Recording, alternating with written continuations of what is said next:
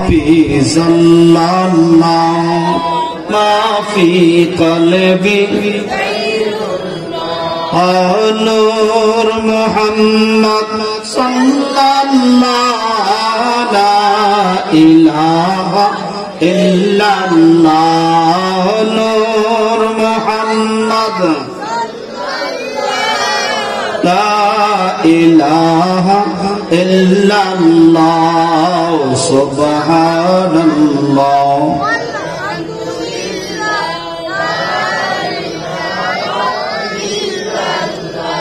لا إله إلا الله محمد رسول الله صلى الله تعالى عليه وسلم উপস্থিত সাতাইহাল দক্ষিণ কুরসা শাহ কুদরতুল্লাহ জামে মসজিদ কমিটি কর্তৃক আয়োজিত 19তম বাৎসরিক ইসলামী সুন্নি মহাসম্মেলনের সম্মানিত সভাপতি জনাব আলহাজ মোহাম্মদ আব্দুর রব সাহেব লন্ডন প্রবাসী,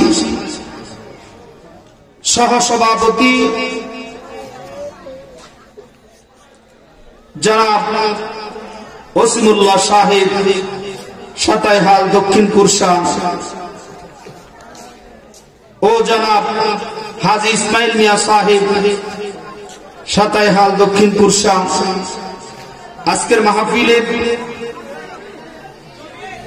বিশেষ অতিথি যিনি আমার পূর্বে অত্যন্ত সুললিত কণ্ঠে আপনাদের খেদমতে আলোচনা পেশ করেছেন, মুজাহিদ মিল্লাত উদীয়মান তরুণ তেজস্বী বক্তা হযরত মাওলানা কারি মিজানুর রহমান আজিজি আল কাদরি মাদ্দাজিল আলী, প্রতিষ্ঠাতা পরিচালক বাগবাড়ি গাউসিয়া সুন্নিয়া হাফিজিয়া মাদ্রাসা তেলিয়াপাড়া মাধবপুর হবিগঞ্জ। আজকের মাহফিলের প্রধান বক্তা বিশিষ্ট ইসলামী চিন্তাবিদ হযরত মাওলানা জাফরান আহমদ সাহেব, ভারপ্রাপ্ত অধ্যক্ষ দিনারপুর ফুলতলি গাউসিয়া সুন্নিয়া আলিয়া মাদ্রাসা। আজকের মাহফিলের বিশেষ বক্তা সুবৃষ্টিবাসী বক্তা হযরত মাওলানা শেখ শফিকুল হাসান রিজভী সাহেব মৌলভী বাজার। আমন্ত্রিত হযরত উলামায়ে কেরাম হযরত মাওলানা শেখ হাবিবুর রহমান সাহেব, হযরত মাওলানা নুরুল ইসলাম নোমানী সাহেব, হযরত মাওলানা কারি ইকবাল হোসেন সাহেব, হাফেজ মোহাম্মদ গিয়াসউদ্দিন সাহেব সহ বিশেষ করে আজকের মাহফিলের যিনি অক্লান্ত পরিশ্রম করে আমাকে দাওয়াত করে যোগাযোগের মাধ্যমে আসার মতো সুযোগ করে দিয়েছেন, আর আজকের শত ব্যস্ততার ভিতরেও অনেক প্রতিকূলতার মাধ্যমে আল্লাহ পাক রব্বুল আলামিন আমাকে আজকের মাহফিলে আসার সুযোগ করে দিয়েছেন।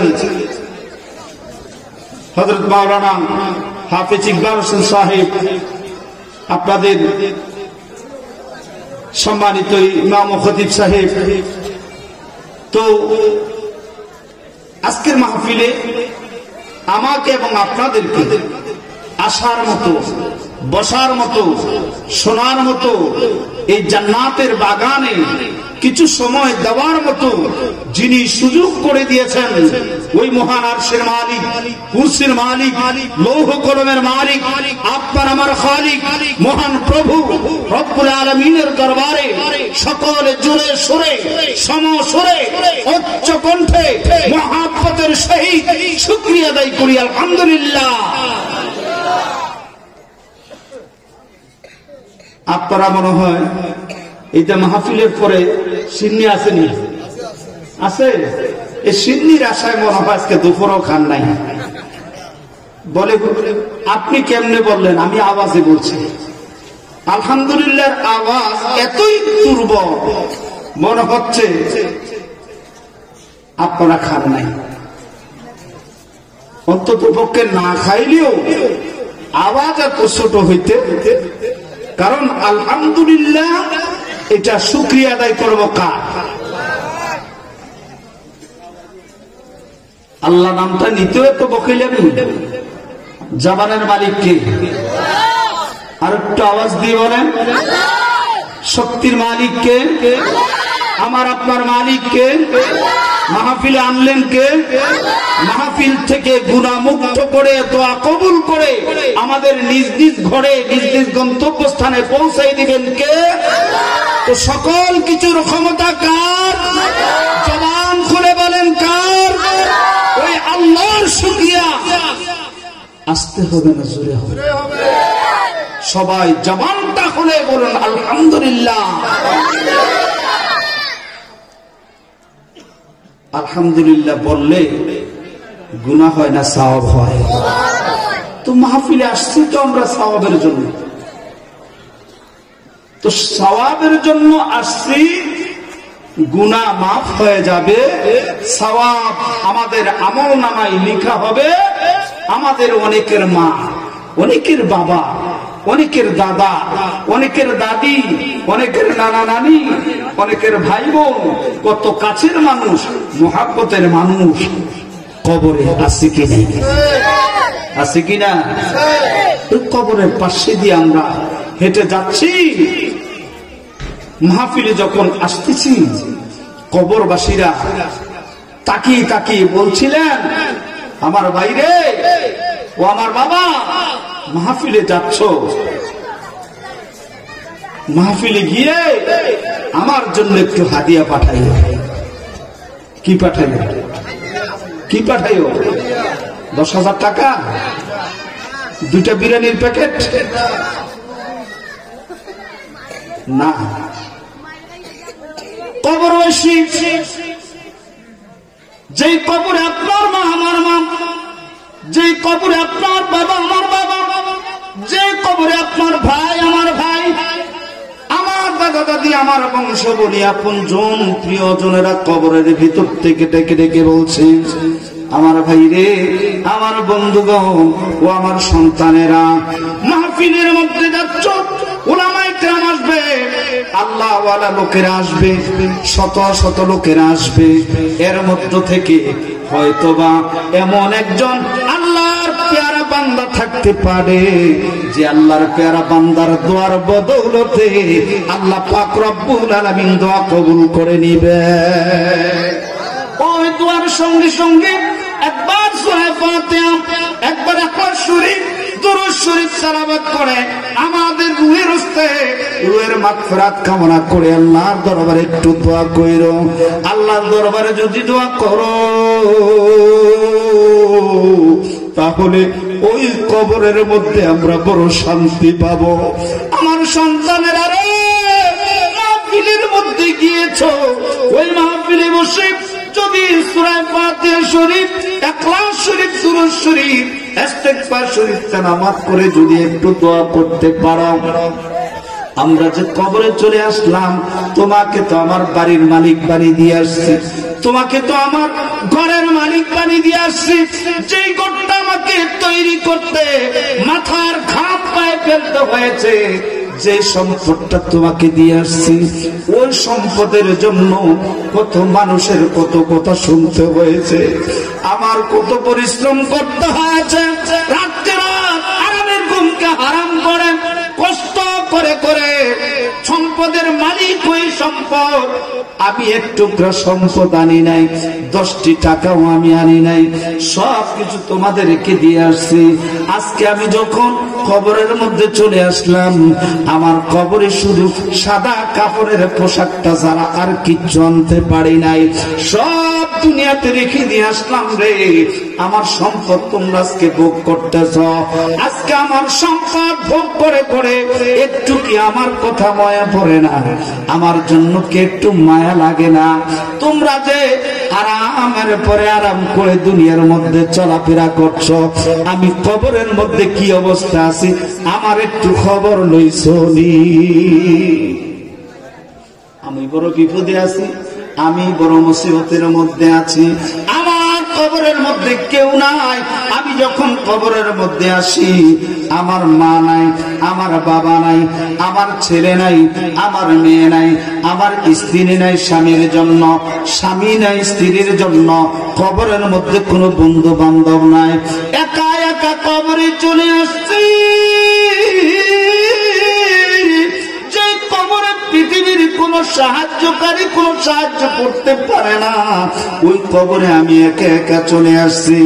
আমার মদিনার নবী ডাক দিয়ে মনে, উম্মত, যে কবরের মধ্যে তোমার মা নাই, যে কবরে তোমার বাবা নাই, যে কবরে তোমার সন্তান নাই, যে কবরের মধ্যে তোমার সম্পদের কোনো বাহাদুরি নাই, ওই কবরের মধ্যে যদি তুমি আসতে পারো, আমি রাসূলের প্রেম নিয়ে যদি কবরে আসতে পারো, আল্লাহ পাকের মুহাব্বত নিয়া, নবীজির মুহাব্বত নিয়া, নবীজির আদর্শ মোতাবেক চলে যদি কবরে আসতে পারো রে উম্মত, নবীজি বলেন, উম্মত, যে কবরের মধ্যে কেউ থাকবে না, ওই কবরটার মধ্যে তুমি আসতে দেরি, তোমার পিঠটা কবরের মাটিতে লাগার আগে আগে আমি মদিনার নবী মদিনার থেকে হাত বাড়াইয়া দিব, আমি তোমাকে কোলে টেনে নেব। জোরে বলি সুবহানাল্লাহ, আরো জোরে বলি সুবহানাল্লাহ।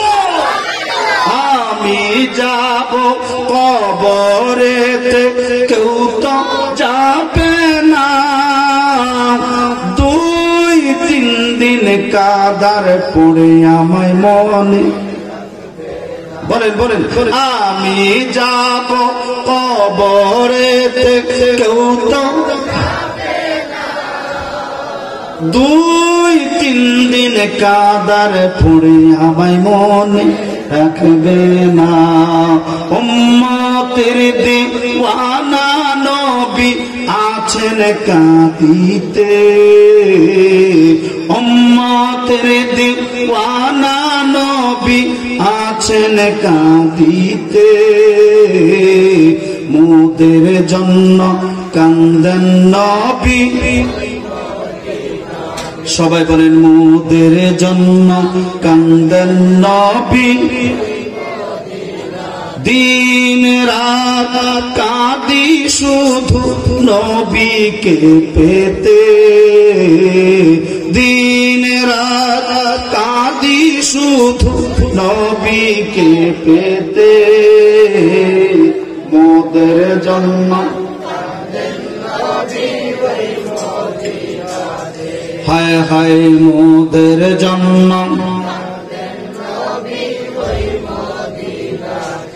আমায় কবরেতে রেখে সবাই চলে যায়, ওই কবরে তখন আমার নবী এসে যায়। মারহাবা। আমায় কবরেতে রেখে সবাই চলে যায়, ওই কবরে তখন আমার নবী এসে যায়। গোলামের টেনে নবী নিবেন বুকেতে, গোলামের নিবেন বুকেতে, মোদের জন্য আমার বাবাজিরা রে, যে কবরের মধ্যে কেউ নাই, ওই কবরে আমার নবীর আদর্শ নিয়ে যদি যাইতে পারো, আমার নবীর প্রেম নিয়ে যদি যাইতে পারো, ওই কবরে কোনো ভয় নাই। আছে কোনো ভয়? আছে কবরে কোনো ভয় নাই। আমার নবীর প্রেমের কত দাম, আমার নবীর প্রেমের কত দাম। কবরে আমার নবীর প্রেম নিয়ে যদি কবরে যাইতে পারো, কবরের মধ্যে কোনো ভয় নাই, হাসরের ময়দানে ভয় নাই, মিজানে ভয় নাই, ফুলসিরাতে ভয় নাই, আল্লাহর জান্নাতে চলে যাবে, জাহান্নাম ওই প্রেমিকের জন্য হারাম। বাবার আমার ভাইরা আমার, এই মাসটা হলো রজব মাস। মেরাজুন নবী সাল্লাল্লাহু তাআলা আলাইহি ওয়াসাল্লামের আলোচনা উলামায়ে কিরাম থেকে আপনারা শুনেছেন। কারণ মেরাজুন নবীর আলোচনা একটু করে হলেও করা হচ্ছে হক, যেহেতু মাসটা কিসের মাস? মেরাজুন নবীর মাস, রজব মাস। আর এই রজব মাসটা আল্লাহ পাক রব্বুল আলামিন আমার নবীকে বলেছেন, নবীজি বলেন আর রজবু শাহরুল্লাহ, রজব মাসটা হলো আল্লাহর মাস। আর শাবানু শাহরি, আর শাবান মাসটা নবীজি বলেন এটা আমার মাস। আর রমজানু শাহরা উম্মতি, আর রমজান মাসটা হলো আমি নবীর উম্মতের মাস। জুড়ে বলি সুবহানাল্লাহ। রজব মাস আল্লাহ পাকের মাস, শাবান মাস রজবের পরে কি? শাবান। রজবের পরে শাবান মাস। শাবান মাসটা নবীজি বলেন আর শাবানু শাহরি, শাবান মাসটা আমার মাস। আর রমজানু শাহরা উম্মতি, আর রমজানুল মুবারক হচ্ছে আমি নবীর উম্মতের মাস। এখন এই রজব মাসটা নবীজি বলেন এটা আল্লাহর মাস। সুবহানাল্লাহ। এই রজব মাসটা আল্লাহর মাস। তার কারণ কি? এই রজব মাসটা আশিক এবং মাসুকের খেলা। আশিকু কা ক্যা মজা হয়, মাসুকু চে পচিও। আশিকু কা ক্যা মজা হয়, মাসুকু চে পচিও। সাকি গুল মে ক্যা মজা হয়, বুলবুলি সে পচিও। হফতে দরিয়া গরনা বুশাম तरना जी जाने मान, हफ्ते दरिया गरना पूछाम तरना जी जाने मान। शरबते दीदारे बायात आजलो भी महबूबे मान। मारहाबा बोले। এই রজব মাসটা প্রেমিক এবং প্রেমাস্পদের মাস। এই জন্য আমার নবীজি বলেন, ও পৃথিবীর মানুষ, এই রজব মাসটা হচ্ছে আল্লাহর মাস। আমরা প্রশ্ন করতে চাই, জানতে চাই, নবীজির কদমে আরজ করতে চাই গো, ইয়া রাসূলুল্লাহ, ইয়া হাবিবাল্লাহ, নবী গো, 12টি মাসের মধ্যে মুহররম, সফর, রবিউল আউয়াল থেকে শুরু করে জিলহজ পর্যন্ত গোটা 12টি মাসই তো আল্লাহ, ঠিক না বেঠিক? গোটা 12টি মাস আল্লাহর। কিন্তু নবীজি বলেন আর রজব শাহরুল্লাহ, রজব মাসটা হচ্ছে আল্লাহ পাকের মাস। ইয়া রাসূলুল্লাহ, ইয়া হাবিবাল্লাহ, নবী গো, জানতে চাই 11টি মাস আলাদা করে একটি মাসের কথা কেন আপনি আল্লাহর মাস বললেন, রজব মাসটা আর রজব শাহরুল্লাহ বললেন? আমার নবী ডাক দিয়া বলে, উম্মত রে, এই রজব মাসটা আল্লাহর মাস, এই জন্য বলেছি আমার আল্লাহ আশিক হইয়া আমি নবী মুহাম্মদ রাসূলুল্লাহ সাল্লাল্লাহু আলাইহি ওয়াসাল্লামকে মাসুক বানাইয়া আমি নবীর প্রেমে আল্লাহ, আমি নবীকে বাইতুল্লাহ থেকে বাইতুল মুকাদ্দাস থেকে প্রথম আসমান, দ্বিতীয় আসমান, তৃতীয় আসমান, চতুর্থ, পঞ্চম, ষষ্ঠ, সপ্তম আসমান অতিক্রম করে আলমে লাহুত, আলমে তাজারুত, আলমে জাবারুত থেকে শুরু করে 80,000 আলম অতিক্রম করে লামকানে নিয়ে আল্লাহ এবং নবীর মধ্যে যেই প্রেম হয়েছে, যেই সাক্ষাৎ হয়েছে, যেই দিদার হয়েছে, এইটা হচ্ছে মেরাজুন নবী। জোরে বলি সুবহানাল্লাহ, আরো জোরে বলি সুবহানাল্লাহ। ও বাবা, এই নবীর প্রেম, নবীর ভালোবাসা আমার আল্লাহ দেখাইলেন, এই রজব মাসে দেখাইলেন। আমার নবীজির জিন্দেগির ভিতরে একটি মুহূর্তের জন্য আমার নবী এই কথা বলেন নাই, আল্লাহ আমাকে একটু দেখা দেন, একটু দেখা দেন। নবীজি বলেন নাই। আল্লাহ নিজের ইচ্ছায় আল্লাহ পাক দাওয়াত করে আমার নবীকে নিয়ে গেছেন। কিন্তু আদম আলাইহিস সালাম থেকে ঈসা রূহুল্লাহ পর্যন্ত সমস্ত নবী রাসূলের একটা আবদার ছিল, আল্লাহ তোমার সাথে দেখা, তোমার সাথে কথা বলি, জীবনে কোনোদিন তোমাকে দেখি নাই। বিশেষ করে আমাদের একজন জলিল কদর পয়গম্বর, তিনি হচ্ছেন মুসা কালিমুল্লাহ। নাম কি? আশ্চর্য কথা, আপনাদের আওয়াজ নাই? কথা বলবেন, কথা না বললে বুঝবো যে আমার কথা আপনারা বুঝেন না। আসলে বুঝেন বাবা, আমার কথা বুঝেন বাবারে। প্রেমের কত দাম, প্রেমের কত দাম বুঝতে হবে। প্রেমিক হয়ে কবরে যান, খোদা কি কসম, যদি প্রেমিক হয়ে কবরে যাইতে পারেন আপনি কবরে যাইতে দেরি, আমার নয় কবরে হাজির হতে দেরি হবে না। আমার বাবারা হয় না, প্রেমের কত দাম। দু জাহানের বাদশা মুহাম্মদ রাসূলুল্লাহ সাল্লাল্লাহু আলাইহি ওয়াসাল্লাম এই মেরাজের মাস রজব মাস, এই মাসটাকে আর রজব শাহরুল্লাহ বলেছে। রজব মাসটা আল্লাহর মাস কেন? মুসা কালিমুল্লাহ জীবনে বহুবার পর্যন্ত, একবার দুইবার না, বহুবার পর্যন্ত মুসা কালিমুল্লাহ তিনি বলেছেন রব্বি আরনি, আল্লাহ তুমি আমাকে দেখা দাও, আল্লাহ তুমি আমাকে দেখা দাও। একবার দুইবার না, 100-200 বার না, হাজার হাজার বার এই আবদার টুকুন ছিল কার কাছে? জোরে বলেন না কার কাছে? আল্লাহর কাছে আবদার ছিল। এই আবদার আল্লাহ পাকের কাছে ছিল, আল্লাহ তুমি আমাকে দেখা দাও।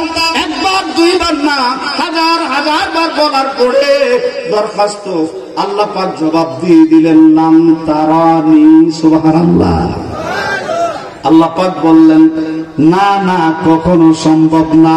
উলামায়ে কিরাম বুঝবেন লাম তারানি, লাম মানে নফি তাকিদ বা লাম দারফিল মুস্তাকবিল মারুফ, এটা আরবি একটা গ্রামারিক্যাল কায়দা। অর্থাৎ কখনো সম্ভব না। ও মুসা কালিমুল্লাহ তুমি বারবার বলছো রব্বি আরনি, আল্লাহ তুমি আমাকে দেখা দাও। আল্লাহ এমন একটা শব্দ দিয়ে জবাব দিয়ে দিলেন লাম তারানি, এটা কখনো সম্ভব না। ও মুসা কালিমুল্লাহ সম্ভব না। এবার মুসা কালিমুল্লাহ ডাক দিয়ে বলে আল্লাহ একদিন 2 দিন না, 1 মাস 2 মাস না, 1 বছর 2 বছর না, একদিন কম 40 বছর 39 বছর 11 মাস 29 দিন পর্যন্ত আমি মুসা কালিমুল্লাহ উহুদের পাহাড়ের মধ্যে তোমার সাথে কথা বলি, প্রতিদিন 1000 কথা বলি আল্লাহ। তারপরে আমি মুসা কালিমুল্লাহর দরখাস্ত হলো রব্বি আরনি, তুমি আল্লাহ আমাকে দেখা দাও। আমি মুসা কালিমুল্লাহ জানতে চাই, আমি মুসা কালিমুল্লাহ আজকে 39 বছর 11 মাস 29 দিন পর্যন্ত যে আমি মুসা কালিমুল্লাহ তোমার সাথে কথা বললাম, আমি যখন রব্বি আরনি বলি তুমি আল্লাহ লাম তারানি শব্দ বলো। এই লাম তারানি শব্দটা আসে, লাম তারানি শব্দটা আসে খেজুর গাছের মাথার থেকে। আমি মুসা কালিমুল্লাহ যে খেজুর গাছটা হেলান দিয়া কথা বলি, ওই খেজুর গাছটার থেকে কথা আসে। আমি মুসা কালিমুল্লাহ জানতে চাই আল্লাহ তুমি কি খেজুর গাছ? সুবহানাল্লাহ, আওয়াজ দিয়ে বলেন না সুবহানাল্লাহ। আসলে যে আল্লাহ যে খেজুর গাছ না, এটা মুসা কালিমুল্লাহ জানে। আল্লাহকে একটু খেপাচ্ছে। সুবহানাল্লাহ বলেন না। এইটাই তো আশেকের খেলা, এটা আশেক মাসুকের খেলা। ও আল্লাহ তুমি কি খেজুর গাছ? কেন? বলে আল্লাহ আমি যখন রব্বি আরনি বলি তুমি লাম তারানি বলো, কথাটা যেন খেজুর গাছের মাথার থেকে আসতেছে। আমার বাবারা এর একটু দৃশ্য করুন। আল্লাহুম্মা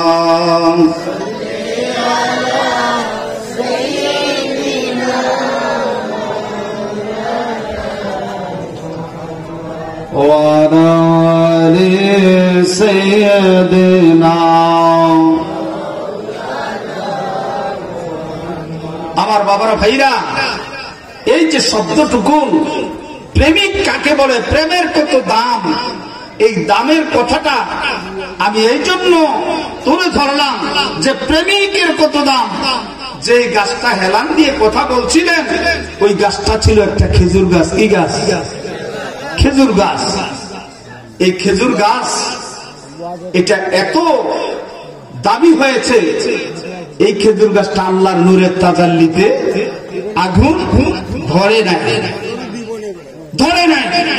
মুসা নবী প্রশ্ন করল আল্লাহ খেজুর গাছটার মধ্যে কেন আগুন ধরল না? আল্লাহ বলছেন মুসা কালিমুল্লাহ, তুমি মুসার পরে ঈসা রুহুল্লাহ আসবে। ঈসা রুহুল্লাহ 569 বছর পরে আমার হাবিবি মুস্তাফা পৃথিবীতে আসবে। আমার হাবিবি মুস্তাফা পৃথিবীতে এসে মক্কা নগরীর থেকে, দাক্কা নগরীর থেকে ইয়াসরিবের মধ্যে হিজরত করবেন। আমার নবীর কদম মোবারক লাগা মাত্র ইয়াসরিব মদিনা হয়ে যাবে।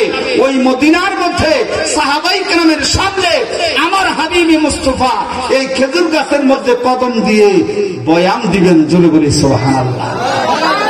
এই খেজুর গাছটা আমার নবীর প্রেমিক, এই খেজুর গাছটা আমার নবীর প্রেমিক আশিক। এই খেজুর গাছটা পর্যায়ক্রমে মসজিদে নববীতে আমার নবীজির কদম মোবারকে রেখে, অর্থাৎ মিম্বার, মসজিদ ইমাম সাহেবের মিম্বার আছে কি নাই? আছে কি নাই? এই মিম্বার বানিয়ে নবীজি সাহাবায়ে কেরামের সামনে কি দিতেন? খুতবা দিতেন, খুতবা দিতেন। কিন্তু একদিন সাহাবীরা বললেন, ইয়া রাসূলুল্লাহ, এই খেজুর গাছটা কি করেন? বাদ দিয়ে আমরা সুন্দর একটা মিম্বার বানাই, সুন্দর একটা কাঠের মিম্বার বানিয়ে দিই। নবীজি বললেন, ঠিক আছে করো। এটাকে সরাইয়া কি করলেন? কাঠের মিম্বার বানিয়ে দিলেন। আর যখন কাঠের মিম্বার বানিয়ে দিলেন, আর এটার উপরে দাঁড়িয়ে নবীজি কি করতেছেন? ওয়াজ করতেছেন। এই কাঠের মিম্বার ছোট্ট বাচ্চার মতো কান্না শুরু করেছে। সুবহানাল্লাহ। খেজুর গাছটা বাচ্চার মতো কি করতেছে? কান্না শুরু করছে। কিরে কান্না আসতেছে কোত্থেকে? তাকায় দেখতেছে এই মৃত খেজুর গাছ বাচ্চার মতো কাঁদতেছে। নবীজি খেজুর গাছটাকে আমজা দিয়ে আবার বুকের সাথে ধরায় ধরলেন। ধরার পরে কিতাবের মধ্যে আসে, বাচ্চা, ছোট্ট বাচ্চা যখন অনেক কান্নাকাটি করে, তখন মা বাবা কেউ এসে যখন তাকে বুকের সাথে জড়ায় ধরে, এভাবে চাপ দিয়ে ধরে, বাচ্চাটা তখন হেসকে হেসকে কান্না থামায়। এখন এতক্ষণ মা ছিল না কাছে, এতক্ষণ বাবা ছিল না, এখন মাকে পাইছে, বাবাকে পাইছে, তাকে কি করলেন? পাইছে, এখন কান্না থামাচ্ছে। ঠিক ছোট্ট বাচ্চা ছেলে মেয়েরা যেমন মায়ের বুকে, বাবার বুকে আসলে যেমন কান্নাটা থামায়, তেমনি ওই খেজুর গাছটা আমার নবীর বুক মুবারকের সাথে লাগতে দেরি তার এইভাবে কান্না থামাচ্ছে। জোরে বলি সুবহানাল্লাহ। প্রশ্ন করা হলো, নবীজি প্রশ্ন করলেন, খেজুর গাছ তুমি কেন কাঁদতেছ? ওই খেজুর গাছটার একটা নাম আছে। কি নাম? উস্তনে হান্নানা। নাম কি? কি নাম?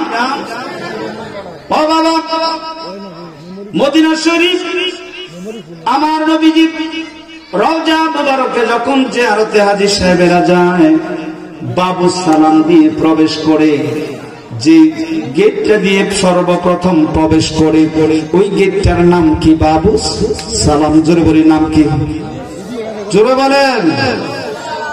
যারা গিয়েছেন আলহামদুলিল্লাহ, তারা তো অবশ্যই জানেন বাবু সালাম দিয়ে যখন প্রবেশ করেন, যাইতে যাইতে যাইতে যাইতে বাম পাশে নবীজির রওজা মুবারকের আগে বাম পাশে একটা জায়গা আছে বেষ্টনী দেওয়া। বেষ্টনী দেওয়া একটা জায়গা আছে, যে জায়গাটার গোটা মসজিদে নববী শরীফের এক রঙের কার্পেট, শুধু ওই জায়গাটার আরেক রঙের কার্পেট দেওয়া। ওই জায়গাটার নাম হলো রিয়াজুল জান্নাহ। নাম কি? রিয়াজুল জান্নাহ, জান্নাতের বাগান। ওইটা জান্নাতের বাগান কে বলেছে? আমার আপনার নবীর নূরানী জবান মুবারক দিয়ে বলেছেন, قال رسول الله صلى الله تعالى عليه وسلم ما بين البيت ومنبري روضة من رياض الجنة। বলি সুবহানাল্লাহ। আমি নবী হুজরা শরীফ আর মসজিদে নববীর মিম্বার শরীফ এর মধ্যবর্তী খালি জায়গাটুকুন হচ্ছে জান্নাতের টুকরা। কিসের টুকরা? কিসের টুকরা? জান্নাতের টুকরা। আমি জীবনে একবার মদিনা যাব, আমি জীবনে একবার মদিনা যাব, আমি নবীজির কদমে সালাম জানাবো, আমি নবীজির কদমে সালাম জানাবো। যাব কেমনে খোদা রাস্তা জানি না, নবীজির কদমে মোদের হাজিরি দেও না। মারহাবা বলেন, আর জোরে বলেন মারহাবা। যাইতে ইচ্ছা আছে, ইচ্ছা আছে, আশা আছে।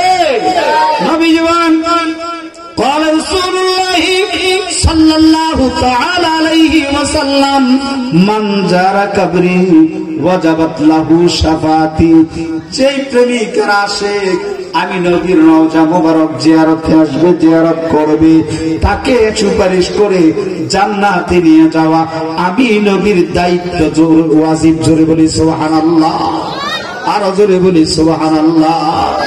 আমার বাবার ভাইয়েরা, আমি যেই কথাটুকুন বলতেছিলাম ওই কথাটুকুন হচ্ছে, ওই জায়গাটার নাম হচ্ছে রিয়াজুল জান্নাহ। নাম কি? জোরে বলেন, নাম কি? ওই জায়গাটার নাম হচ্ছে রিয়াজুল জান্নাহ। ওই রিয়াজুল জান্নাহর ভিতরে একটা, দুইটা, তিনটা, চারটা, পাঁচটা, ছয়টা করে 9টা খুঁটি আছে, 9টা ফিলার আছে। রিয়াজুল জান্নাহর ভিতরে 9টা ফিলার আছে। একটা ফিলারের নাম হচ্ছে উস্তুনে হান্নানা। নাম কি? উস্তুনে হান্নানা। একটা ফিলারের নাম হচ্ছে উস্তুনে আয়েশা, একটা ফিলারের নাম হচ্ছে উস্তুনে তাওবা। এইভাবে 9টা ফিলার আছে। ওই উস্তুনে হান্নানাটাকে, ওই উস্তুনে হান্নানা হইল আমার নবীর কদম মোবারকের স্পর্শ পেয়ে যেই খেজুর গাছটা কান্না করেছিল নবীর প্রেমে, নবীর বিরহে, নবীজি প্রশ্ন করে, কেন তুমি কাঁদছো?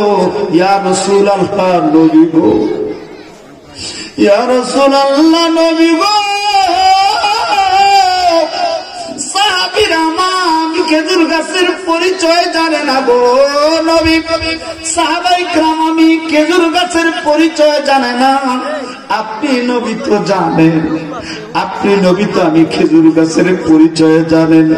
আমি খেজুর গাছ তো ওই খেজুর গাছ যে খেজুর গাছটা হেলান দিয়া মুসা কালিমুল্লাহ আল্লাহর সাথে কথা বলছিল। জোরে বলেন না সুবহানাল্লাহ। আমি খেজুর গাছ তো ওই খেজুর গাছ যেই খেজুর গাছটা হেলান দিয়া মুসা কালিমুল্লাহ আমি আল্লাহর সাথে রব্বি আরনি বলেছে, রব্বি আরনি বলেছে। আমি তো ওই খেজুর গাছ। নবী গো, অপেক্ষা করতে করতে করতে করতে করতে করতে মুসা কালিমুল্লাহর যুগ চলে গেল, ঈসা রুহুল্লাহর যুগ চলে গেল। আপনি নবী পৃথিবীতে তশরীফ এনেছেন, বাক্কা নগরীতে অতিক্রম করে, মক্কা নগরীতে অতিক্রম করে ইয়াসরিবের মধ্যে আপনি কদম রাখলেন গো নবী। ইয়াসরিবের মধ্যে কদম রাখতে দেরি ইয়াসরিব সোনার মদিনা হয়ে গেছে। ইয়াসরিব কি হয়েছে? ইয়াসরিব সোনার মদিনা হয়ে গেছে। নবী গো, এই সোনার মদিনায় দীর্ঘদিন পর্যন্ত আপনার কদমে আমি খেজুর গাছ ছিলাম। আজকে যখন আমাকে আপনার থেকে আলাদা করে দেওয়া হলো, আপনি নবীর বিরহ, আপনি নবীর পৃথকতা, আপনি নবীকে আলাদা করা, এটা আমি সইতে পারি না, আমি সইতে পারি না। বিধায় আমি খেজুর গাছ আমার কান্না সামলাইতে পারি নাই, আমি এই জন্য আপনার বিরহে কাঁদতেছি। আমার নবীজি ডাক দিয়ে বলে, উস্তুনে হান্নানা রে, যা যা যা, এই দুনিয়ার মধ্যে আমার থেকে তোকে কেউ আলাদা করতে পারবে না। তুই জন আমি নবী এত বড় প্রেমিক, এত বড় আশিক হইলি, আমি নবীর থেকে কেউ আলাদা করতে পারবে না। তুই আমি আমার কাছাকাছি থাকবি। ও উস্তুনে হান্নানা, তোকে দুনিয়ার মধ্যে আমি জান্নাতে ঠিকানা দিয়ে গেলাম, জান্নাতের ভিতরে পরকালেও তুই উস্তুনে হান্নানা জান্নাতের মধ্যে থাকবি। আর জোরে বলেন না সুবহানাল্লাহ। ওই উস্তুনে হান্নানা জান্নাতের টুকরায় ঠাই পেয়েছি কি পায় নাই, জায়গা পেয়েছি কি পায় নাই। দুনিয়ার মধ্যে সর্বশ্রেষ্ঠতম জান্নাত ঘোষণা একটা জায়গা মাত্র, জান্নাতের বাগান একটা জায়গা মাত্র, সেটা হলো সোনার মদিনায়। কোথায়? কোথায়? সোনার মদিনায়। এই মাহফিলটাও কিন্তু জান্নাতের বাগান। নবীজি বলেছেন এটাও জান্নাতের বাগান কিছু সময়ের জন্য, মসজিদও জান্নাতের টুকরা কিছু সময়ের জন্য। অর্থাৎ কি, মসজিদটা খানায় কাবার সাথে সম্পর্ক, মসজিদটা খানায় কাবার সাথে সম্পর্ক হবার কারণে এই মসজিদ তো ছিল না, আজ থেকে 200 বছর আগে এই মসজিদ ছিল না। খানায় কাবার পাথরগুলি পৃথিবীতে যেখানে যেখানে পড়েছে এখানে একটা মসজিদ হয়েছে এবং কিয়ামতের পূর্বে মসজিদ হবে। পৃথিবীতে 3টা মসজিদ নবীজি বলেছেন, লা তাশুদ্দুর রিহালা ইল্লা ইলা সালাসাতান মাসাজিদুহা। পৃথিবীতে 3টা মসজিদ শ্রেষ্ঠ। এই 3টা মসজিদে সর্বপ্রথম মসজিদ হলো খানায় কাবা। কি কাবা? খানায় কাবাকে কেবলা বানিয়ে আমরা নামাজ পড়ি। কাবাতি শরীয়তি আল্লাহু আকবার। খানায় কাবাকে কেবলা বানিয়ে নামাজ পড়ি। এই খানায় কাবার 1 রাকাত নামাজ পড়লে 1 লক্ষ রাকাতের সওয়াব। কত? 1 লক্ষ রাকাতের সওয়াব। মসজিদে নববীর যে মসজিদটা মদিনা শরীফ আমার নবীজির মসজিদ, ওই মসজিদে 1 রাকাত নামাজ পড়লে 50,000 রাকাতের সওয়াব। মসজিদে আকসা যেই মসজিদটা এখন ইহুদিরা দখল করে আছে আর ফিলিস্তিনের মুসলমানদেরকে পাখির মতো মারতেছে, শিশুরা মা হারায়া কান্দে, বাবা হারায়া কান্দে। ওই ছোট্ট ছোট্ট শিশুরা শহীদ হচ্ছে। ও পৃথিবীর মুসলমান রে, ও পৃথিবীর মুসলমান, আমি সবচেয়ে বড় দুঃখ করে বলি, মসজিদে মুসল্লির অভাব নাই রে বাবা, মসজিদে মুসল্লির অভাব নাই। 1000 মুসল্লি যদি মসজিদে থাকে, আমার মসজিদ আশকোনা ঢাকা বিমানবন্দর সংলগ্ন আশকোনা রসুলবাগ জামে মসজিদে আমি জুমা পড়াই। মসজিদে জুমার দিন যদি 1000-2000 মুসল্লি যদি থাকে, আমি প্রশ্ন করি ইমানদার কয়জন আছে? এখন প্রশ্ন করবেন দেলোয়ার হোসেন নইমি সাহেব, যদি মসজিদে ইমানদার না হয় কেন নামাজ পড়তে যায়? সব নামাজি ইমানদার না, সব নামাজি ইমানদার না। বলে কেন? এই জন্য আমরা তো নামাজ পড়তে যাই, জুমার দিন কেউ নামাজ পড়তে এমনি যায় না, নামাজ পড়তে যায়, ওয়াক্তিয়া নামাজও পড়তে যায়। কিন্তু একটু দামি জুতা যদি দরজায় রাখেন, তারপরে বাইরেতে আছে একটু দামি জুতা রাখলে হইল কি? আমরা তো সবাই নামাজে আসছি, টুপি মাথায়, পাঞ্জাবি গায়ে, 5000 টাকা দামের 1 জোড়া জুতার জোড়া যদি ইমাম সাহেবেরও হয়, ইমাম সাহেব নিরাপত্তার কারণে সামনে নিয়ে রাখে।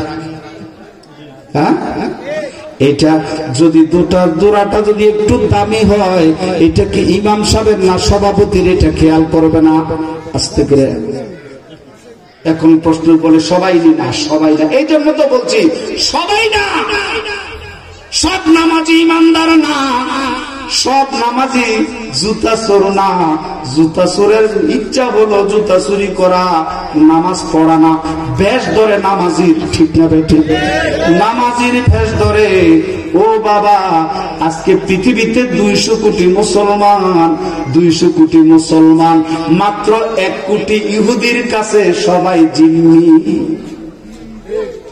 1 কোটি ইহুদির কাছে 200 কোটি মুসলমান জিম্মি। আর ফিলিস্তিনের শিশুরা মা হারায় কান্দে, বাবা হারায় কান্দে, স্ত্রী স্বামী হারায় কান্দে, স্বামী স্ত্রী হারায় কান্দে। কত মানুষ হসপিটাল পর্যন্ত নিরাপদ নাই, মসজিদ পর্যন্ত নিরাপদ নাই। অত্যাচার অনাচার 1 কোটি ইহুদি আজকে এইভাবে অত্যাচার চালাচ্ছে। ও মুসলমান, তুমি বড় ইমানদার দাবি করো, তোমার হৃদয়ে কাঁদে না? বড় দুঃখ রে বাবা, কোথায় বলবো দুঃখ রে বাবা। এই টুপিওয়ালা, দাড়িওয়ালা, জুব্বাওয়ালা নিজেকে বড় শায়েখ দাবি করে টেলিভিশন ইউটিউবের মাধ্যমে বলে কয় যে তারা খারাপ না, ইহুদিরা খারাপ না। নাউজুবিল্লাহ বলেন, কয় যে খারাপ না। মুসা নবী ইহুদি ছিল, দাউদ নবী ইহুদি ছিল, সুলাইমান নবী ইহুদি ছিল। নাউজুবিল্লাহ বলেন না। এই যদি এইভাবে যদি টুপি জুব্বা টুব্বা লাগাইয়া এই কথা বলি, আসলে কি এই লোকটা কি মুসলমান না ইহুদিদের দালাল? ইমান কোথায় রাখবেন? ইমানকে চক্রান্ত, ইমানের বাজারে চক্রান্ত চলছে। মুসলমানদের ইমান কিভাবে লুণ্ঠন করা যায়, ওই চক্রান্ত চলছে। ও বাবা, আমি যে কথাটা বলতেছিলাম, এই 3টা মসজিদের একটা মসজিদ হলো বাইতুল মুকাদ্দাস। যে মসজিদটা সমস্ত আমার নবী নয়, সুলাইমান নবী নয়, আদম আলাইহিস সালাম থেকে ঈসা নবীর থেকে আমার নবী পর্যন্ত সমস্ত নবী রাসূলদের স্মৃতি বিজড়িত যে মসজিদ, ওই মসজিদ হচ্ছে মসজিদে আকসা। ওই মসজিদ আজকে মুসলমানরা নিরাপদে নামাজ পড়তে পারে না। শুধু তাই না, আমার আপনার নবী দু জাহানের বাদশা মুহাম্মদ রাসূলুল্লাহ সাল্লাল্লাহু আলাইহি ওয়াসাল্লাম মক্কা থেকে হিজরত করে মদিনা শরীফে গিয়ে 16 অথবা মতান্তরে 17 মাস পর্যন্ত ওই বাইতুল মুকাদ্দাসকে কিবলা বানিয়ে নামাজ পড়েছেন। হাজী সাহেবেরা যখন মদিনা শরীফ যান, মদিনা শরীফ হাজী সাহেব আসেননি? মদিনা শরীফ একটা মসজিদের নাম হলো মসজিদে কিবলাতাইন, আসেনি? একটা মসজিদের নাম হলো মসজিদে কিবলাতাইন। ওই মসজিদে কিবলাতাইন, এটা 2 কিবলার মসজিদ। ওই মসজিদে আমার আপনার নবী নামাজ পড়ছিলেন। আর নামাজ পড়তে পড়তে নবীজি 2 রাকাত যোহর অথবা মতান্তরে আসরের নামাজ 2 রাকাত পড়লেন। 2 রাকাত পড়া শেষ হইতে না হইতে আমার আল্লাহ আয়াত নাজিল করে দিলেন। কেন? নবীজি নামাজ পড়ছেন আর এইভাবে উপরের দিকে তাকাচ্ছেন, আবার নিচের দিকে তাকাচ্ছেন, আবার উপরের দিকে তাকাচ্ছেন, আবার নিচের দিকে তাকাচ্ছেন। অর্থাৎ নবীজি চায় বাইতুল মুকাদ্দাসকে কিবলা বানিয়ে নামাজ পড়েছি। আজকে এতদিন পর্যন্ত পড়েছি, নবীজির মনের ইচ্ছা বাইতুল্লাহ শরীফকে কিবলা বানানো। নবীজির মনে চাইতে দেরি, আমার আল্লাহ পূরণ করতে দেরি হয় না। আল্লাহ পাক ডাক দিয়া বলে, কদ নারা তাকাল্লুবা ওয়াজহিকা ফিস সামাই ফালানুওয়াল্লিয়ান্নাকা কিবলাতান তারদা। আপনি মক্কা থেকে হিজরত করে মদিনায় গিয়ে বাইতুল মুকাদ্দাসকে কিবলা বানিয়ে 16 মতান্তরে 17 মাস পর্যন্ত নামাজ আদায় করলেন। হাবিব, আপনার মন চায় খানায় কাবাকে কিবলা বানিয়ে নামাজ পড়তেন। আমি আল্লাহ এই মুহূর্তে আপনাকে অনুমতি দিয়ে দিলাম। আপনি 2 রাকাত করেছেন বাইতুল মুকাদ্দাসকে কিবলা বানিয়ে, বাকি 2 রাকাত আপনি বাইতুল্লাহকে কিবলা বানিয়ে আদায় করে নেন। সঙ্গে সঙ্গে নবীজি কিবলা পরিবর্তন করলেন, সাহাবীরা কিবলা পরিবর্তন করলেন। এইটা কি নামাজের ভিতরে না বাহিরে? ভিতরে না বাহিরে? ভিতরে 2 রাকাত পড়ছে বাইতুল মুকাদ্দাসকে কিবলা বানিয়ে, বাকি 2 রাকাত বাইতুল্লাহ কিবলা বানিয়ে। ওই মসজিদটার নাম হলো মসজিদে কিবলাতাইন। মসজিদে হাজী সাহেবের মদিনা শরীফ গেলে ওই মসজিদে কিবলাতাইনে গিয়ে 2 রাকাত নামাজ পড়ে। সুবহানাল্লাহ। নবীজি বলেছেন মসজিদে কিবলাতাইনে 2 রাকাত নামাজ আদায় করলে একটা উমরার সওয়াব। সুবহানাল্লাহ বলেন। ও বাবা, আমার নবীজির মনে চাইছে কিবলা পরিবর্তন করা। নামাজের ভিতরে আমার আল্লাহ কিবলা পরিবর্তন করে দিলেন। আমার নবী যা চায় আমার আল্লাহ তা করে দেয়। ওই নবীর প্রেমিক, আমি যেই কথাটা বলতেছিলাম, নবীর প্রেমিক আশেক হয়ে যদি উস্ত উস্তুনে হান্নানা যদি আল্লাহর নূরের তাজাল্লির আগুনেও না জ্বলে, দুনিয়ার জান্নাতের বাগানে যদি তার জায়গা হয়, আখিরাতে যদি আল্লাহর জান্নাতে তার জায়গা হয়, আমার জানার দরকার, বুঝার দরকার ওই খেজুর গাছ উস্তুনে হান্নানা তো জীবনে আমার আল্লাহকে একটা সিজদা দেয় নাই, দিছি। উস্তুনে হান্নানা আমার আল্লাহকে একটা সিজদা দেয় নাই। উস্তুনে হান্নানা একটা দিনের জন্য রোজা রাখে নাই। উস্তুনে হান্নানা হজ করে নাই। উস্তুনে হান্নানা যাকাত দেয় নাই। উস্তুনে হান্নানা তাসবিহ তাহলিল পড়ে নাই, কোরআন তেলাওয়াত করে নাই। একটা মৃত খেজুর গাছ আমার নবীর প্রেমিক আশিক হয়ে নবীর সাথে প্রেম করে যদি দুনিয়ার মধ্যে শ্রেষ্ঠ জায়গা রিয়াজুল জান্নায় যদি তার জায়গা হয়, আখিরাতে যদি বেহেশতে তার জায়গা হয়, আমার নবীর প্রেমিক আল্লাহকে সিজদা করে কি করে না? আমার আল্লাহর বান্দা নবীর উম্মত নবীর প্রেমিক আল্লাহকে সিজদা করে, নামাজ পড়ে, রমজানুল মুবারকে রোজা রাখে, হজ ফরজ হলে হজ করে, যাকাত ফরজ হলে যাকাত আদায় করে, তাসবিহ তাহলিল পড়ে, কোরআন তেলাওয়াত করে, জিকির করে, ইবাদত বন্দেগী করে, ওই লোকটা আমার নবীর প্রেমিক হইলে ওই লোকটার গায়ে জাহান্নামের আগুন স্পর্শ করবে? কখনো নয়। নবীর প্রেমিকের শরীরে জাহান্নামের আগুন স্পর্শ করতে পারে? নবীর প্রেমিকের এত দাম, এত দাম। সুবহানাল্লাহ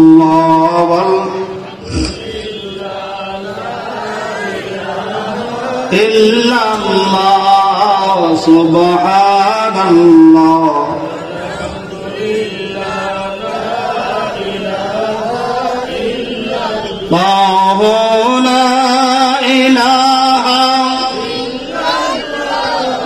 লা ইলাহা ইল্লাল্লাহ, লা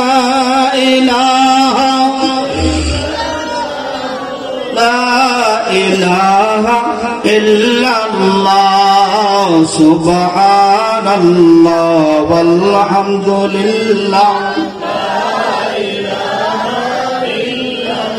আমার বাবার ভাইরা, এই মসজিদটা এমন একটা মসজিদ, আপনাদের মসজিদটা এমন একটা মসজিদ, যে মসজিদটার নাম কি? শাহ কুদরতুল্লাহ জামে মসজিদ। শাহ কুদরতুল্লাহ জামে মসজিদ। কুদরতুল্লাহ, শাহ কুদরতুল্লাহ কে? প্রতিষ্ঠাতার আব্বার নাম, নামের আগে শাহ আছে। শাহ বিশেষ করে সিলেটের মানুষ, বাবা শাহজালাল রহমতুল্লাহ আলাইহির দেশের মানুষ। আপনারা বেজান না খুশি? জোরে বলেন, বেজান না খুশি? আরে বাবা, আপনাদের সবচেয়ে বড় অহংকার, সবচেয়ে বড় গৌরব, আমরা সিলেটের মানুষ, বৃহত্তর সিলেটের মানুষ। এই বাংলার জমিনে আজকে ঢাকা থেকে বক্তা বলেন, চট্টগ্রাম থেকে বলেন, সিলেটের বাহিরে অন্যান্য ডিস্ট্রিক্টের যত বক্তা, যত আলেম বলেন, আমি মনে করব সবাই আপনাদের শুকরিয়া আদায় করা উচিত। আমি দেওয়ার হোসেন নইমি আজকে বক্তা হওয়া দূরের কথা, আমার নামের আগে মোহাম্মদও থাকতো না, আমার নামের আগে থাকতো চন্দ্রবিন্দু। চন্দ্রবিন্দু বুঝছেন? হ্যাঁ, বিপদ, মুসিবত আছে না? নামের আগে এরকম আছে না? কিন্তু আজকে সেই নামের আগে মুহাম্মদ নামটা এনে দিলেন কে? বাবা শাহজালাল রহমতুল্লাহ আলাইহি। জোরে বলি মারহাবা।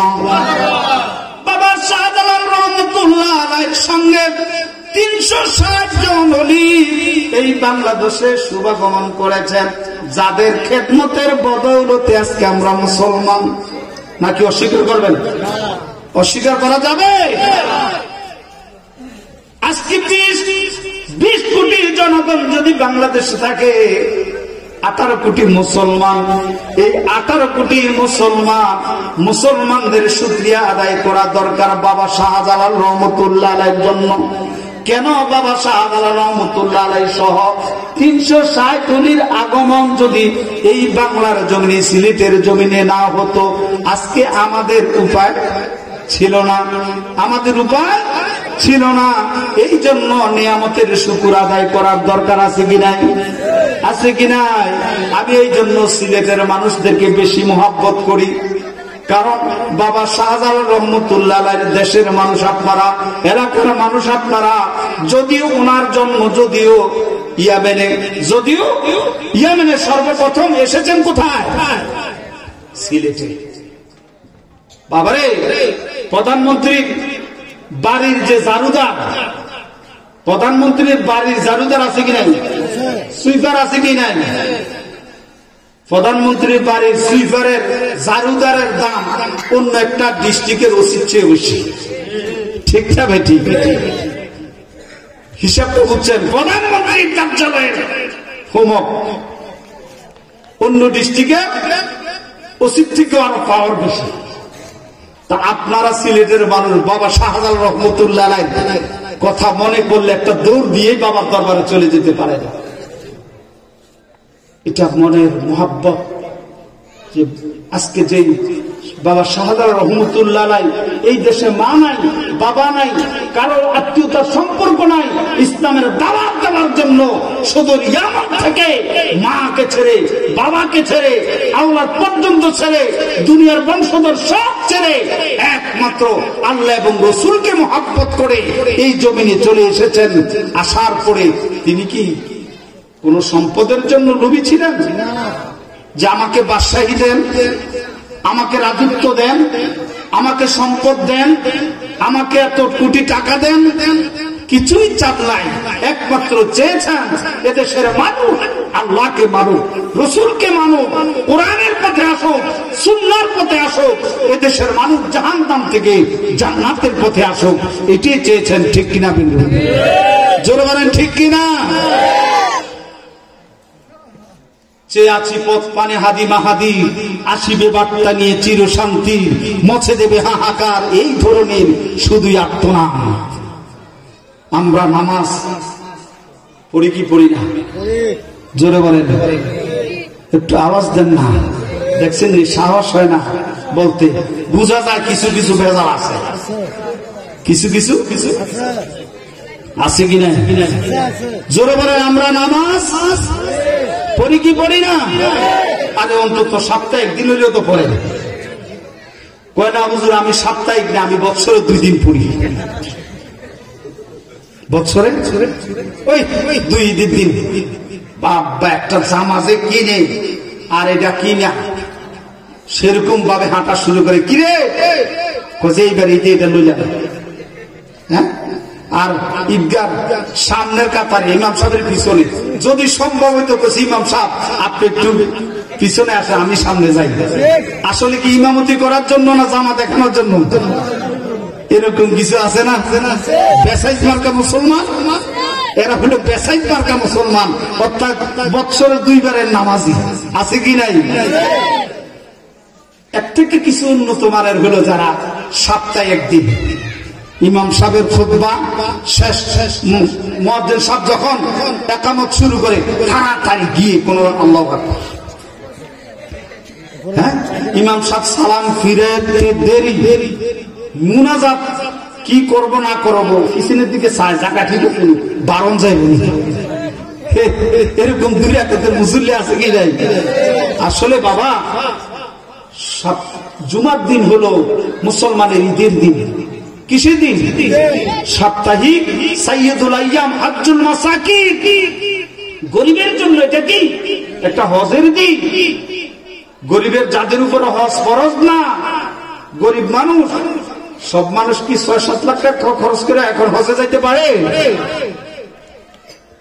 নবীজি বলেন হজ্জুল মাসাকিন, সপ্তাহের শ্রেষ্ঠ দিন গরিবের হজের দিন। এই দিনটা এত মূল্য। আপনি 2 রাকাত পড়তে কেন আসেন?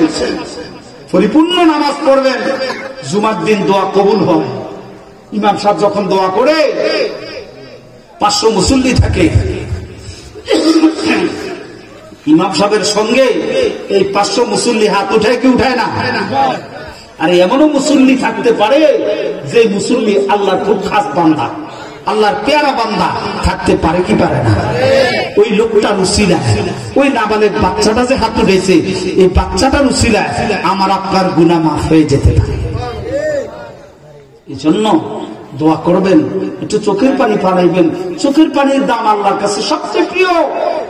নবীজি বলেন, قال النبي صلى الله تعالى عليه وسلم عينان لا تمسهما النار عين باقت من خشية الله وعين باقت تهرس في سبيل الله। দুই প্রকারের চোখের উপরে জাহান্নামের আগুন স্পর্শ করবে না। এক প্রকারের চক্ষু হচ্ছে যেই চক্ষু আল্লাহর আযাব ও গজবের কথা খেয়াল করে করে চোখের পানি ডালিমের রসের মতো টপ টপ টপ টপ করে জমিনের মধ্যে পড়ে, ওই চোখের উপরে জাহান্নামের আগুন স্পর্শ করবে না। আরেক প্রকার চক্ষু হচ্ছে যেই চক্ষু ইসলামের দুশ্মন, ইসলামের শত্রুদেরকে পাহারা দেয়। বদরের ময়দান থেকে শুরু করে উহুদের ময়দান, খন্দকের ময়দান, হুনাইনের ময়দান, নয় নয় কিয়ামত পর্যন্ত যারা সত্যিকারের দ্বীনি ইলম অর্জন করার জন্য, আল্লাহকে খুশি করার জন্য, আমার রাসূলকে মহব্বত করার জন্য, রাসূলের দ্বীন ধর্ম ইসলামকে মহব্বত করে আরামের ঘুমকে যারা হারাম করে, কোরআন তেলাওয়াত করে আরামের ঘুমকে হারাম করে যারা হাফেজ কোরআন হয়, আরামের ঘুমকে হারাম করে যারা হক্কানি নায়েব রাসূল আলেম হয়, দ্বীনের খেদমতের জন্য যারা কি করে এলেম অর্জন করে, ওই এলেম অর্জন করনেওয়ালা ওই যে চক্ষুটা দ্বীনের খেদমতের জন্য চক্ষু পাহারা দিছে, শত্রুরা যাতে দ্বীনের বিরোধিতা না করতে পারে, কোরআনের অপব্যাখ্যা না করতে পারে, আল্লাহর হাবিবের শানে বেয়াদবি করতে না পারে, এই জন্য হক্কানি নায়েব রাসূল দ্বীনের খেদমতের জন্য রাত্রে আরামের ঘুমকে হারাম করে দ্বীনের এলেম অর্জন করেছে।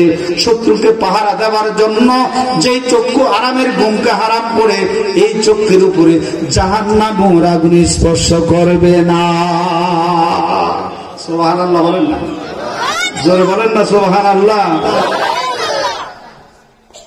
বাবারে, এই জন্য কাঁদবেন গভীর রাত্রে, সবাই যখন ঘুমিয়ে যায়, সবাই যখন ঘুমিয়ে যায়, ছেলে মেয়েরা ঘুমায়, স্ত্রী ঘুমায়, আপনি উঠে যান, তাহাজ্জুদের নামাজ পড়ে, তাহাজ্জুদের নামাজ পড়ে অন্তরটাকে মদিনার দিকে ঝুঁকিয়ে দেন। মদিনার নবী রওজা মুবারকের দিকে ঝুঁকিয়ে দিয়ে আপনি প্রাণ ভরে আমার নবীকে ডাক দেন, ও মায়ার নবী গো তুমি প্রেম শিখায়া কোথায় লুকাইলা বলেন, ও মায়ার নবী গো তুমি প্রেম শিখায়া কোথায় দেখা দাও গো প্রাণের নবীজি, দেখা দাও গো প্রাণের নবীজি, স্বপ্ন যুগে আসিয়া প্রেম শিখায়া কোথায় লুকাইলা বলেন, মায়ার নবী গো তুমি প্রেম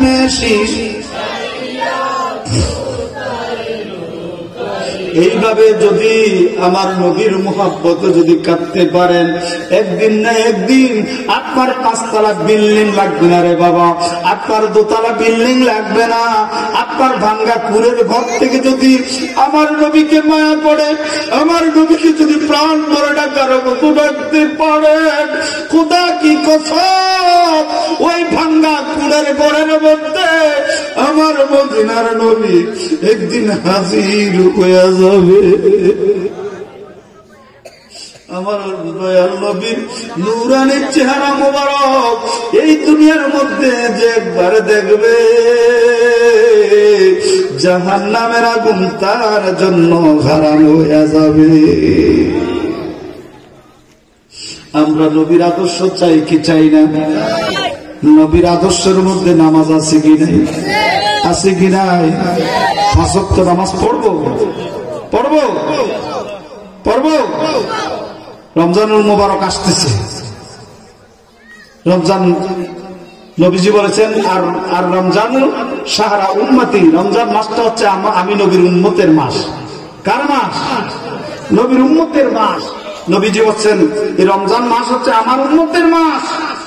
নবীর উম্মতের মাস বলছেন কেন? রমজান মাসে উম্মতের গুনাহ মাফ বেশি বেশি করা হয়, উম্মতের আমলনামায় সওয়াব বেশি দেওয়া হয়। এই জন্য রমজান মাসে একটা নেক করলে কয় গুণ? 70 গুণ। কয় গুণ? এক রাকাত নামাজ পড়লে 70 রাকাতের সওয়াব। ফরসি এক রাকাত, সওয়াব কয় রাকাতের? কোরআন শরীফ এক খতম দিলে কয় খতমের?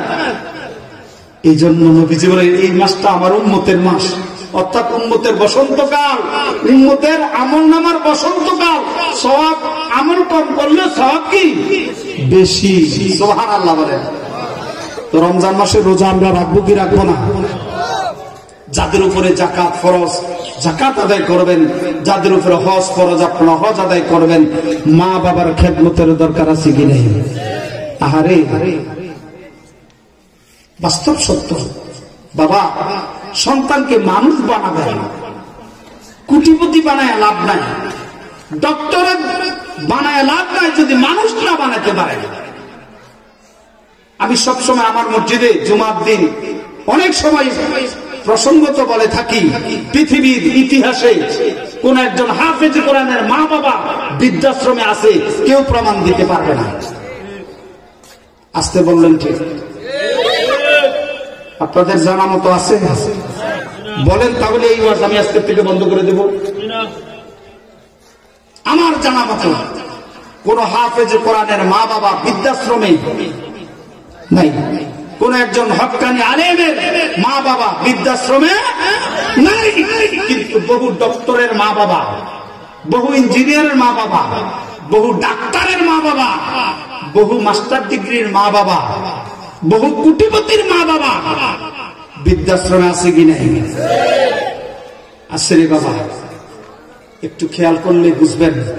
অতএব তার কারণ হলো শিক্ষিত হইলেই মানুষ হয় না, সুশিক্ষা অর্জন করা লাগে, সুশিক্ষা অর্জন করা লাগে। আপনার সন্তানকে সুশিক্ষা দিবেন, তাহলে সন্তান মা বাবাকে মায়ের মতো, বাবাকে বাবার মতো দেখবে। আর যদি সুশিক্ষা দিতে না পারেন তাহলে এই সন্তান থেকে আপনি ওই যে কাঁটাযুক্ত বৃক্ষ থেকে আঙ্গুর ফল আশা করা যায় না। আম গাছ লাগাইলে আম ফল পাবেন, আর লেবু গাছ লাগাইলে লেবু পাবেন।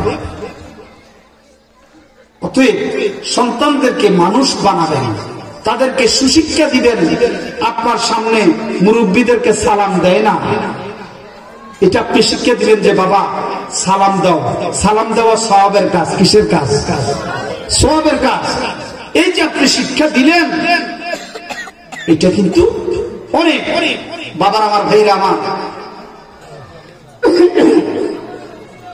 একটু দুরূদ শরীফ পড়ি। আল্লাহুম্মা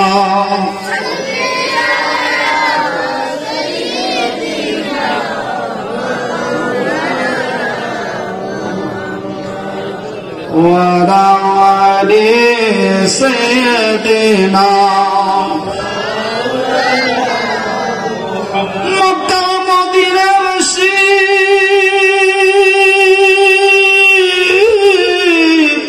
তারা কতই ভাগ্যবান, নূর নবীজির চেহারা দেখে কাফের হইল মুসলমান। আল্লাহুম্মা সাল্লি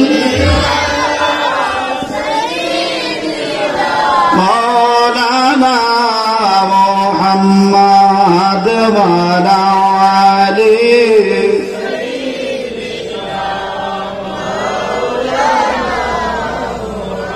আমার বাবারা, ভাইরা, আমি যে কথাগুলি বলছি এগুলি সামাজিক কথা। প্রয়োজন আছে কি নাই? আছে কি নাই? একটা ঘটনা বলে শেষ করে দিতে পারতাম, কিন্তু আমি আপনাদেরকে নিজের মতো করে সামাজিক কিছু কথা বলেছি। আপনারা বেজার হন নাই তো? বেজার হন নাই তো?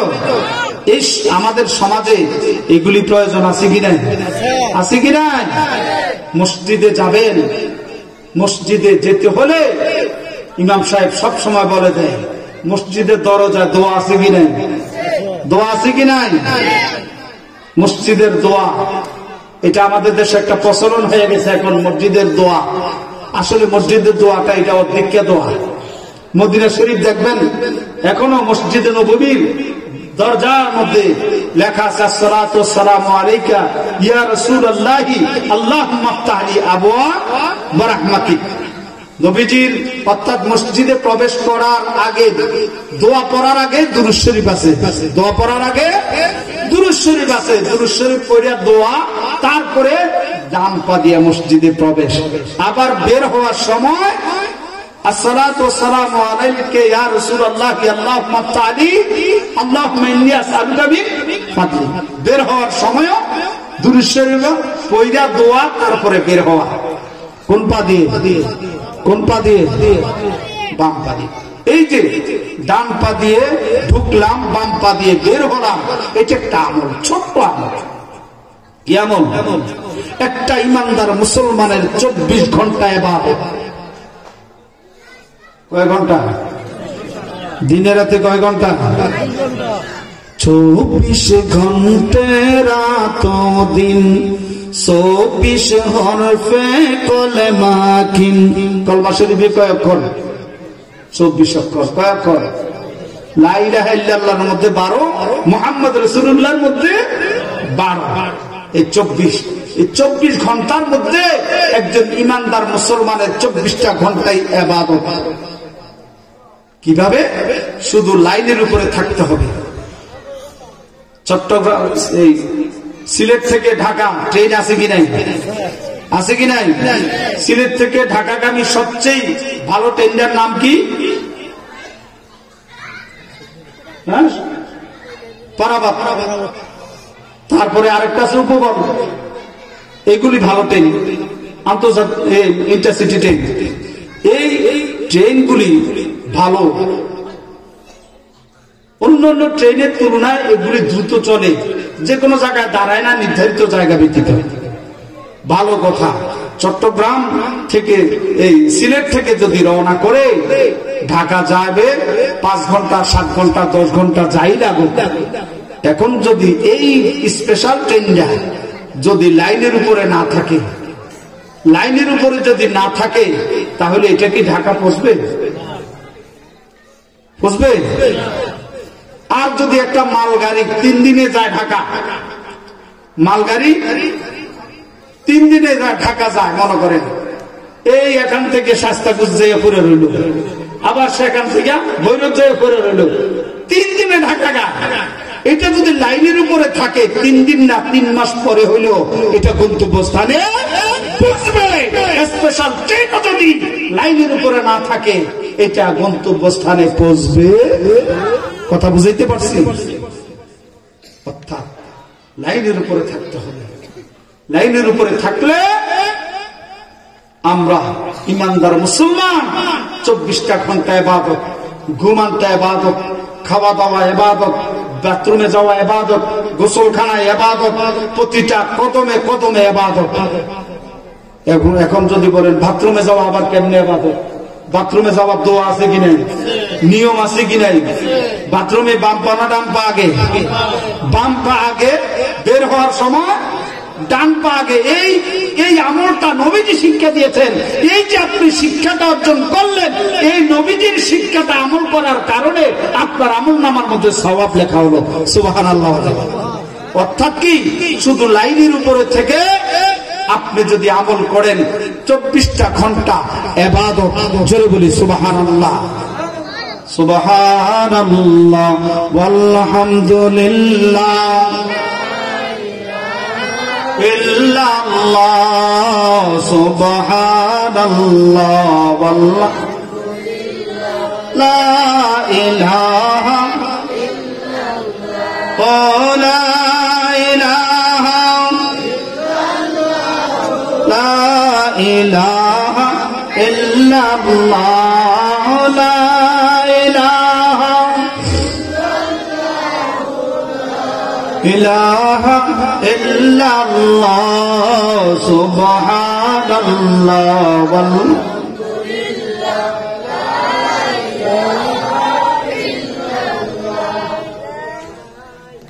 শোনেন, মসজিদে নববীর পাশে ওইটার নাম কি? রিয়াজুল, বলেন না, ভুলে গেছেন নাকি? রিয়াজুল জান্নাহ, জান্নাতের বাগান। এটা কে বলেছে? নবীজি বলেছে। কে বলেছে? নবীজি বলেছে। এটা রিয়াজুল জান্নাহ, জান্নাতের বাগান, নবীজি বলেছেন। কিয়ামত পর্যন্ত এটা জান্নাতের বাগান।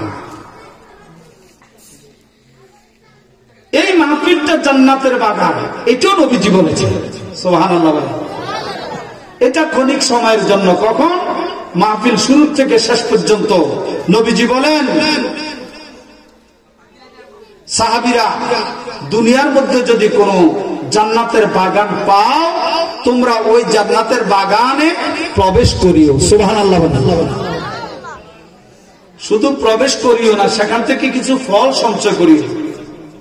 সাহাবীরা ইয়া রাসূলুল্লাহ, দুনিয়ার মধ্যে জান্নাতের বাগান কোথায় পাবো, আর সেটার ফল কি?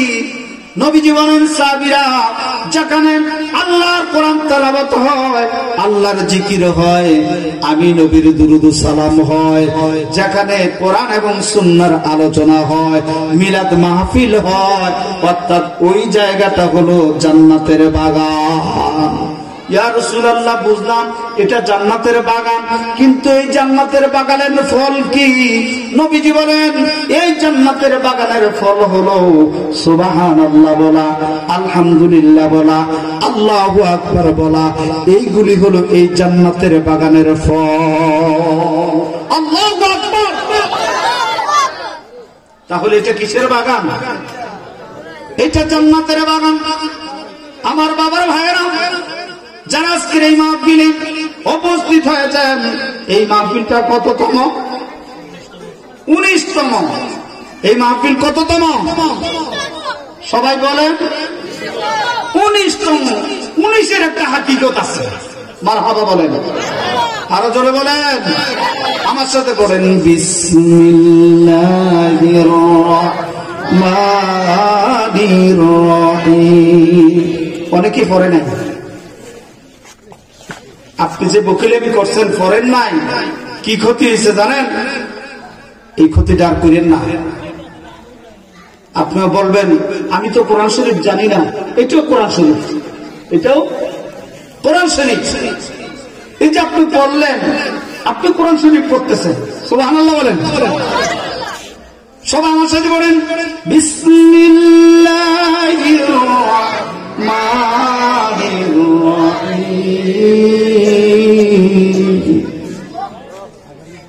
বিসমিল্লাহর মধ্যে কয় অক্ষর? 19 অক্ষর। 19টি অক্ষর বিসমিল্লাহর মধ্যে। আপনাদের মাহফিল কততম? 19তম মাহফিল। বিসমিল্লাহর সাথে কি হয়ে গেছে? মিল হয়ে গেছে। মারহাবা বলেন। এই 19তম মাহফিলে বিসমিল্লাহির রহমানির রহিমের বরকতের জন্য 19তম মাহফিলের মধ্যে আমি 1 নম্বরে একজন নবীর প্রেমিক আশিক রাসূল, মা বাবার কলিজার টুকরা সন্তান চাই 19তম মাহফিলের জন্য, 19টি অক্ষরের বরকতের জন্য, এই মাহফিলের জান্নাতের বাগান সাজানোর জন্য, এই জান্নাতের বাগানের যেটুকু খরচ